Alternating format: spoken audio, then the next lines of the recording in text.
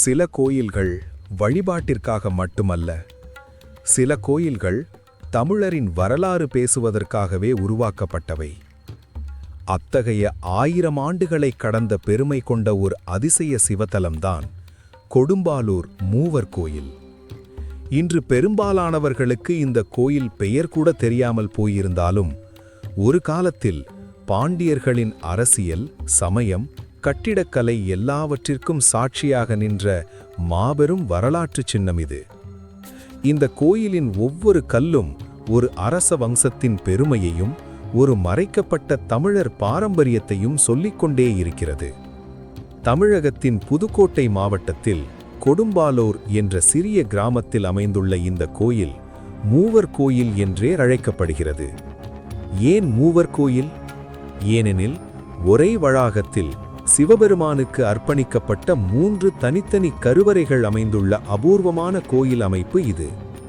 இந்த 3 சிவாலயங்களும் ஒரே காலகட்டத்தில் ஒரே அரச குடும்பத்தின் வழிபாட்டு சின்னமாக எழுப்பப்பட்டவை என்பது இதன் சிறப்பு. இந்த கோயிலின் வரலாறு 8ஆம் நூற்றாண்டுக்கும் 9ஆம் நூற்றாண்டுக்கும் இடைப்பட்ட பாண்டியராட்சி காலத்தை சேர்ந்தது. கொடும்பாலூர் வேளிர்கள் எனப்படும் குறுநில மன்னர்கள் பாண்டியர்களின் கீழ் செயல்பட்ட ஒரு சக்தி வாய்ந்த அரச வம்சம். அந்த வேளிர் வம்சத்தின் புகழ், வீரியம் மற்றும் சிவபக்தியை உலகுக்கு காட்டுவதற்காகவே இந்த மூவர் கோயில் எழுப்பப்பட்டது என வரலாற்று அறிஞர்கள் கூறுகிறார்கள்.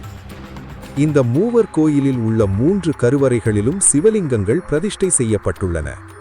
ஆனால் ஆச்சரியமான விஷயம் என்னவென்றால், 3 கருவறைகளுக்கும் ஒரே நேர்கோட்டில் அமைப்பு, ஒரே வகை சிற்ப வடிவம், ஒரே தத்துவ விளக்கம் இருப்பதாகும். இது சாதாரண கட்டிடக்கலை அல்ல, இது ஒரு அரசின் ஆன்மீக அறிவையும் கலை உணர்வையும் வெளிப்படுத்தும் உயர்ந்த சிந்தனை. கோயிலின் வெளிப்புறச் சுவர்களை பார்த்தாலே அந்த காலத்திய சிற்பிகளின் திறமை நம்மை மெய்சிலிர்க்க வைக்கும். தேவர்கள், முனிவர்கள், யாழி, காளை, கந்தர்வர்கள், தாண்டவ கோலத்தில் சிவன் எல்லாம் இன்றைக்கு பேச முடியாத கற்களாக இருந்தாலும் அன்று உயிருள்ள கதைகளாக இருந்தவை. இந்த சிற்பங்களில் எதிலும் அனாவசிய அலங்காரம் இல்லை. அமைதி, ஆழம், தத்துவம் 3மே ஒரே நேரத்தில் தெரிகிறது. இந்த கோயிலின் கட்டிட அமைப்பே ஒரு பாடம். பிற்கால சோழ கட்டிடக்கலைக்கு முன்பே திராவிட கோயில் கட்டிடக்கலையின் ஆரம்ப வளர்ச்சியை வெளிப்படுத்திய தளம் இந்த மூவர் கோயில். அதனால்தான் தொல்லியல் துறை இதை ஒரு டிரான்சிஷன் ஆர்க்கிடெக்சர் என்று குறிப்பிடுகிறது. அதாவது பழைய பாணியும் புதிய பாணியும் இணையும் இடம். மூவர் கோயில் என்பது வெறும் 3 சிவாலயங்கள் அல்ல, அது 3 நிலைகளை குறிக்கிறது என்றும் ஆன்மீக விளக்கம் உண்டு. பிறப்பு, வாழ்க்கை, முக்தி, அல்லது இச்சை, கிரியை, ஞானம். இந்த 3 தத்துவ நிலைகளையும் சிவ வழிபாட்டின் மூலமாக உணர்த்தும் இடமாக இந்த கோயில் அமைக்கப்பட்டதாக நம்பப்படுகிறது. காலப்போக்கில் பாண்டியர்களின் அரசியல் வீழ்ச்சி, வேளிர் வம்சத்தின் மறைவு, புதிய நகர மையங்களின் உருவாக்கம் ஆகிய காரணங்களால் இந்த கோயில் மெதுவாக மக்கள் நினைவிலிருந்து மறைந்து போனது. ஒரு காலத்தில் அரசர்கள் வந்து வழிபட்ட தலம் இன்றைக்கு புதர் சூழ்ந்த அமைதியில் மூழ்கியிருக்கிறது என்பதே மிகப்பெரிய சோகம். ஆனால் அந்த அமைதிக்குள்ளேயே ஒரு மர்மமான கம்பீரம் இருக்கிறது. இன்றும் மூவர் கோயிலின் முன் நின்றால் கல் பேசுகிறதோ என்று தோன்றும். 1000 ஆண்டுகள் முன் எரிந்த தீபங்களின் ஒளி இன்றும் அந்த சுவர்களில் ஒளிந்திருக்கிறது போல உணர்வு வரும்.